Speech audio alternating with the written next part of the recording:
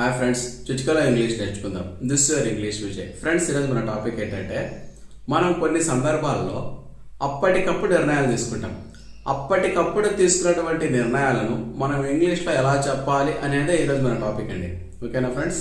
టాపిక్లో వెళ్ళడానికన్నా ముందు మీకు అందరికి వచ్చిన రిక్వెస్ట్, ఖచ్చితంగా ఇంగ్లీష్ విజయ్ అనే మా యూట్యూబ్ ఛానల్ను సబ్స్క్రైబ్ చేసుకోండి. ఇందులో ఉన్నటువంటి కంటెంట్ వలన మీ నాలెడ్జ్ ఇంప్రూవ్ అయింది అనిపిస్తే ఖచ్చితంగా కంటెంట్ను లైక్ చేయండి. అదేవిధంగా మీ ఫ్రెండ్స్కు, రిలేటివ్స్కు షేర్ చేయండి.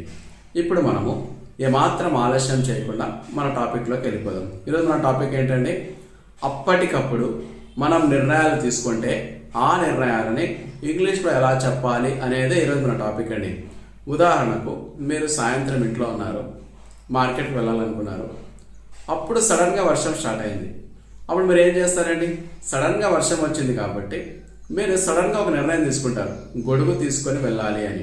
మీరు అప్పటికప్పుడు ఆ నిర్ణయం తీసుకున్నారు కాబట్టి గొడుగు తీసుకెళ్ళాలి అనే దాన్ని ఇంగ్లీష్లో ఎలా చెప్పాలి అంటే విల్ అనే పదం వాడి దాని పక్కన V1 వాడాలండి.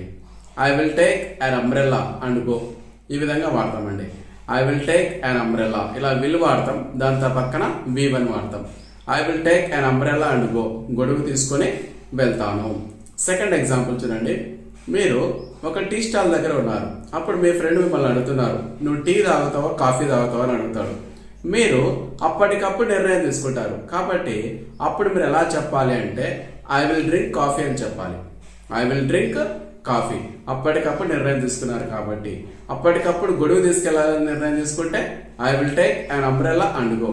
ఈ విధంగా మీరు ఏదైనా ఒక నిర్ణయాన్ని అప్పటికప్పుడు తీసుకుంటే ఆ నిర్ణయాన్ని మీరు ఇంగ్లీష్లో చెప్పాలి అంటే విల్ అనే పదాన్ని ఉపయోగించండి. విల్ అనే పదం తర్వాత V1 వర్బ్ను ఉపయోగించండి. ఓకేనా friends? Thank you. We will meet again in the next video. Until then, bye bye. Keep smiling, keep learning, keep watching my YouTube channel.